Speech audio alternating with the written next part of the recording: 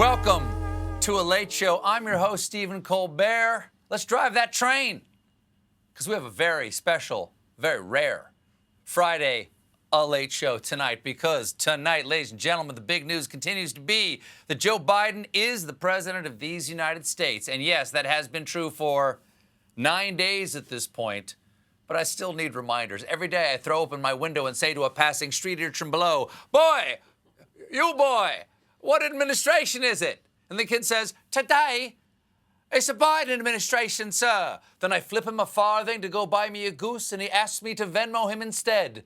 And from there, it's mostly me just calling my kids to ask them how you do that. No matter how you feel about Joe Biden and Kamala Harris politically, it's refreshing to have a new administration taking the reins.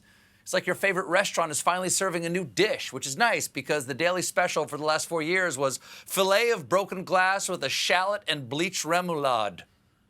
And because this is such a historic changing of the guards, we are dedicating tonight's entire show to Joseph R. Biden and Kamala Harris and what we're calling the Late Show's Check Your Malarkey at the Door, Joe Time Like the President, Kamala Feel the Noise, Sorry New Country Who Dis, Prez-travaganza. Joe and Kamala, or as no one calls them, Jomala, have been in office for less than 2 weeks, and their administration has already been historic.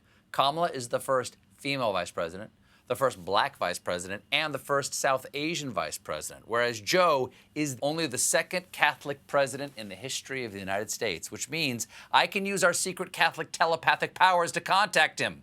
Hold on. Sunday service at 10:30 at Our Lady of Good Hope. That's it. We can only communicate mass times. It's not very useful. And Biden is famous for working with everyone in Congress. In the past 5 decades, no politician has been more effective than Biden at making deals across the aisle. That's right, Jack. I've worked with Democrats, Republicans, Socialists, Libertarians, Know-Nothings, Whigs, Monarchists, Byzantines, Ostrogoths. I ran on a unity ticket with Gilgamesh. We had the first bumper sticker. Again, he is crowned with many winters. But Joe didn't come to the White House alone. No, he also brought his 2 German shepherds. Major Biden, seen here wondering if you're going to finish that napkin, and Champ Biden, seen here regretting listing his bed on Airbnb. Biden is no political novice. This was his 3rd run for president, the first being all the way back in 1988.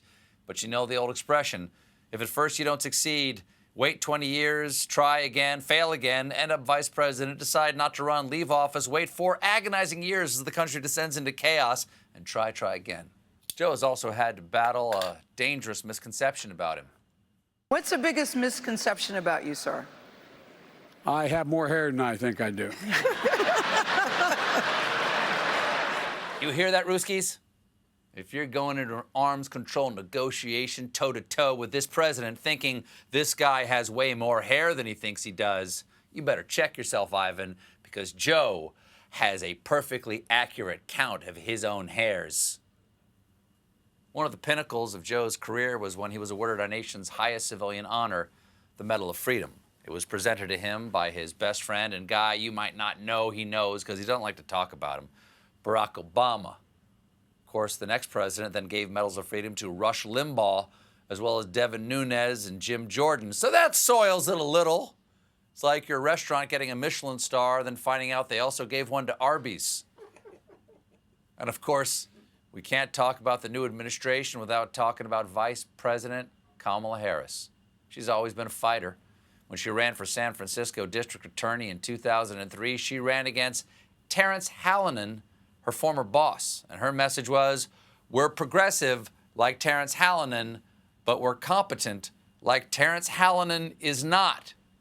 An impressive slogan, although it undercuts your progressive message when you have to buy a second Prius to fit the whole bumper sticker.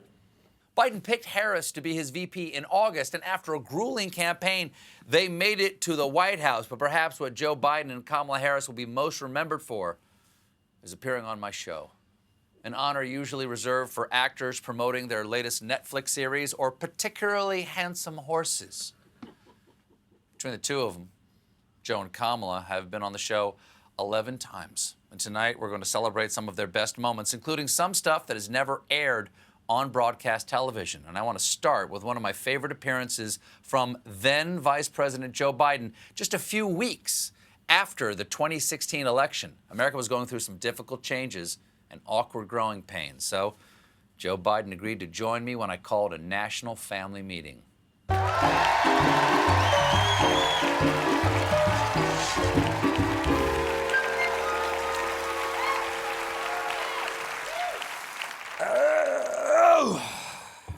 Hey, buddy. Hey, buddy. Take a load off. Listen, I was hoping we could have a little rap session here, you know, connect. Just sort some stuff out like you got to do every so often. But, you know, I'm merely a father figure. I don't have any real power around here. That's why I also invited a father figure who has actual authority. Your Pops, Joe. Pops, come on out here. Oh, Dad. It's good to see you. Happy to see you, Pops. Oh.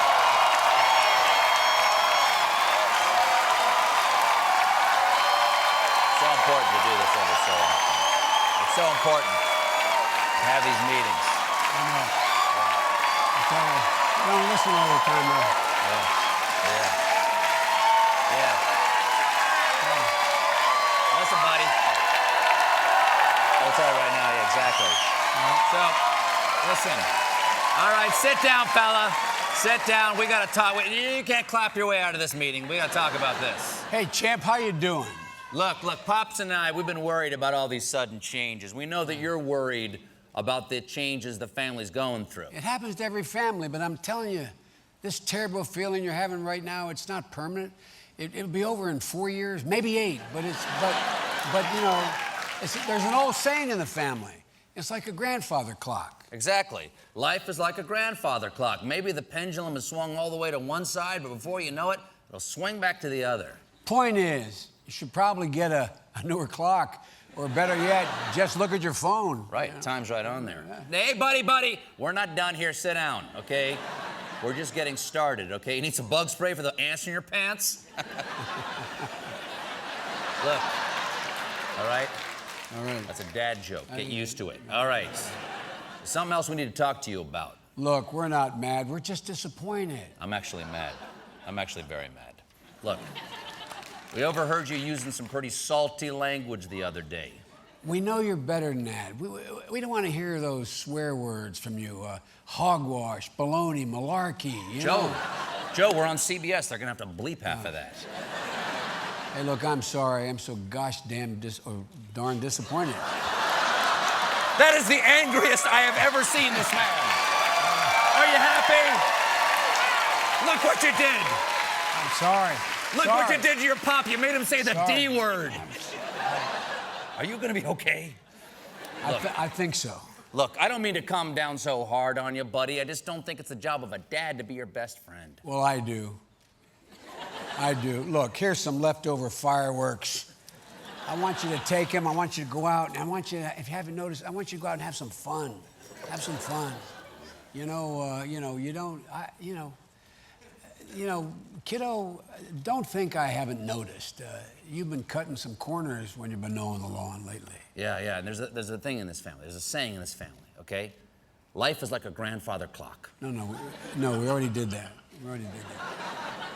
Well, then what's the saying, Pop? Well, the saying is, any job worth doing is worth doing well. Okay, you gotta always do your best to mow the lawn. Doesn't matter that somebody else is about to get the job of mowing the lawn after you, even though, as far as you can tell, that person has never touched a lawnmower in his life. Look.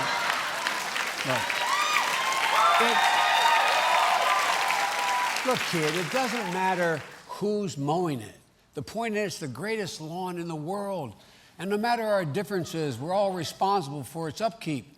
And I've got to believe that in their heart, the next mower is going to do the best they can to make sure that lawn, that everyone feels safe to have a picnic on it. That's a beautiful metaphor. Metaphor? Metaphor. Okay. Look, I'm talking about mowing the lawn. What are you talking about? Same thing. I'm talking about the same thing. Listen, buddy, just remember, when you're doing a job Always give 110% and always respect your boss. Especially if he has the nuclear launch codes. Good point. Listen to this man. And you know what? Here's 20 bucks. Go have some fun. Hey, you know what? I need to borrow that 20 bucks.